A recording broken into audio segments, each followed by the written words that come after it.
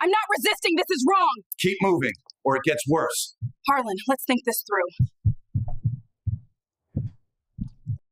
You know, I was right there in that stuffy old courthouse in Savannah, Georgia, the kind of place where the air smells like dusty files and yesterday's coffee, sitting a few rows back, close enough to feel the tension humming like a bad electrical wire, when it all went down. Sergeant Elena Hayes, this sharp, no-nonsense black woman in her full Air Force uniform, medals catching the light like defiant little sparks, gets dragged away in handcuffs by two deputies who clearly had it out for her, right in front of everyone, before the judge even had a chance to call order. It wasn't just any arrest. It felt personal, raw, like these guys. Deputy Harlan Tate, this burly, square-jawed type with a chip on his shoulder bigger than the state, and his sidekick, Deputy Cal Benson, younger, fidgety, like he was still figuring out if he belonged in that uniform, had been waiting for someone like her to walk through those doors. Elena was there as a witness in this messy civil case about land rights in the old neighborhood, you see, where her family had roots going back generations, and these deputies, well, they weren't just enforcing the law, they were enforcing some twisted version of it, fueled by old grudges over property lines that had divided the community for years. Black families like hers fighting to hold on to what was theirs, while folks like Tate saw it as a threat to their control, their little fiefdom in the department. I remember how it started slow, almost casual, like a storm you don't see coming until the first raindrop hits. Tate sauntered over to where Elena was sitting at the witness stand, her folder in hand, posture straight as a rod from all those years in the service, and he leaned in close, too close, his voice low but sharp. "Ma'am, gonna need to see some ID, right now." Even though she'd already checked in with the clerk. Her name on the docket plain as day. Elena didn't flinch. She just met his eyes steady, pulled out her military ID and driver's license, laid them out neat on the rail, saying calm as anything, "I'm here to testify. Deputy clerk's got my paperwork." But Tate, oh, he wasn't having it, his face twisting into this smug little smirk, like he'd caught her in something, muttering, "Paperwork gets lost all the time around here, especially for folks like you." And there it was, that undercurrent of resentment, not just race, though that was thick in the air, but tied to the case itself. Elena's testimony was about to blow open how the local HOA, run by types connected to the department, had been manipulating land deeds to push out longtime residents, including her aunt's property, and Tate's family had stakes in that development. Whispers said, so yeah, this wasn't random. It was calculated, a way to discredit her before she even opened her mouth.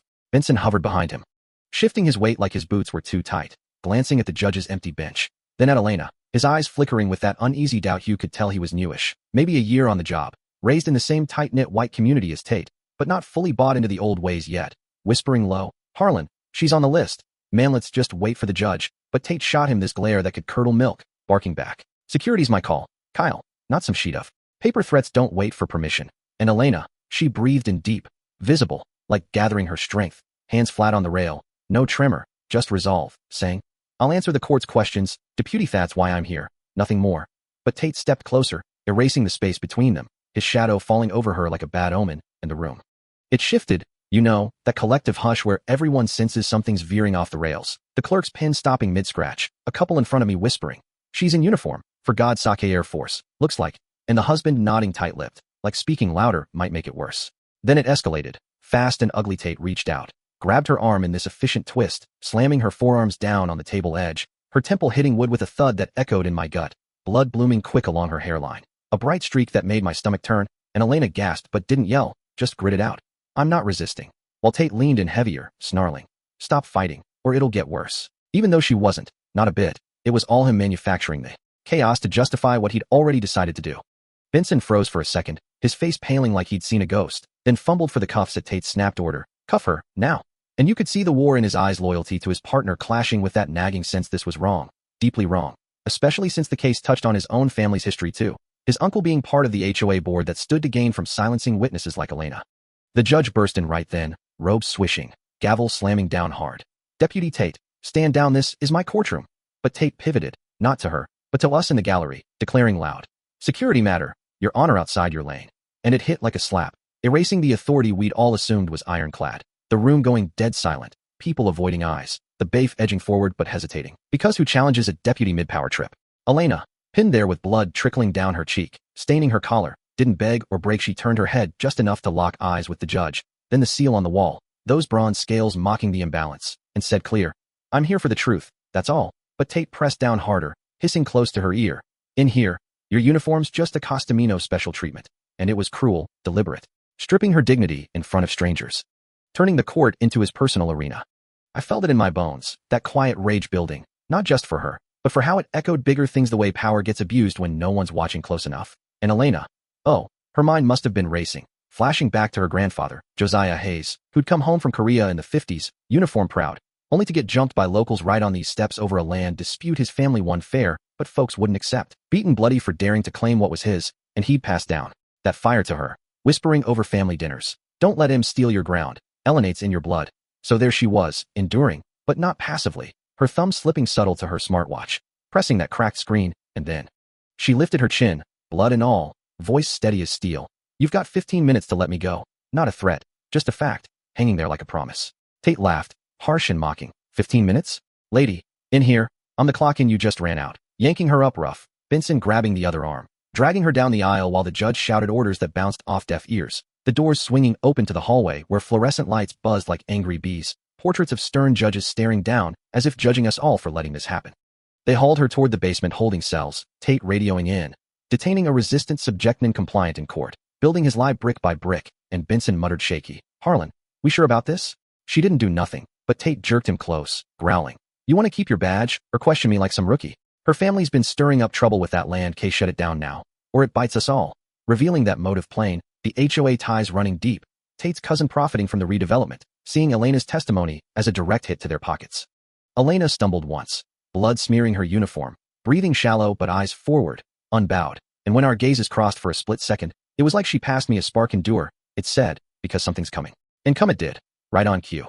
That hallway door blasting open with a whoosh of outside air, 3 sleek black vans pulling up sharp, doors flying open, and out stepped 5 agents in crisp civvies. No badges flashing, but authority radiating like heat led by Agent Laura Voss. This no-frills woman with a voice like gravel under tires, holding up her ID, Special Agent Voss. Department of Defense Sergeant Hayes is under Omega Protocol protection. Release her immediately.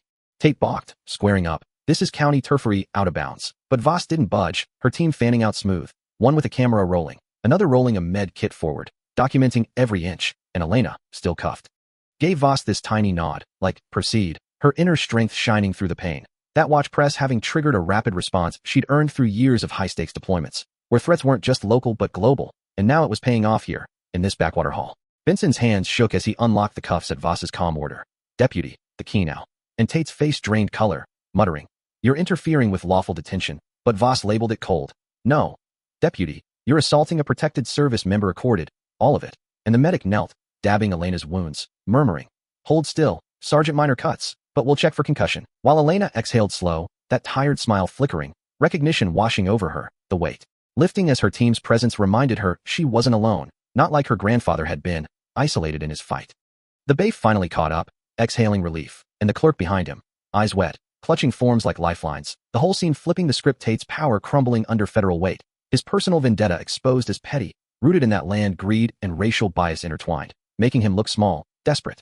We filed back into the courtroom that evening for an emergency hearing, the judge calling it sharp, her gavel echoing resolve. And that's when the floodgates opened, a federal attorney laying out binders, projecting docs that hit like bombs. Tate and Benson's stop records over 2 years, skewed heavy toward black drivers in the neighborhood at stake, warnings for whites, arrest for the rest. Then emails from Chief Victor Lang, Tate's boss and HOA insider, directing targeted patrols to boost quotas for funding, tied to pushing out families like Elena's for new builds. The gallery gasped, whispers turning to outrage, and Elena stood, bandaged but unbroken, facing Lang across the room, her voice low but cutting. You didn't just betray your oath, Chief, you sold out a whole community for a quick buck, repeating the same crap my grandfather endured, beaten for claiming land you folks thought wasn't his to have. And Lang leaned back, smooth as oil. Sergeant, you're brave, no doubt. But naive systems like this don't change overnight. They endure because they work, and one voice won't topple it. His cynicism dripping mired in years of corruption, protecting his own investments in the land deals. But Elena didn't waver, her eyes boring in. How many generations, Chief? My granddad took the hits, so I wouldn't have to, but here we are, and I'm not bowing. The tension electric, philosophies clashing, his inevitability versus her unyielding dignity. And then Voss revealed the Sentinel Files hacked? No. Federal Archive, years of falsified reports, planted evidence, all to pad stats and clear land. The room erupting in disbelief, Tate shouting, doctored, but it rang hollow, Benson slumping, head down, his wife later sending Elena a note.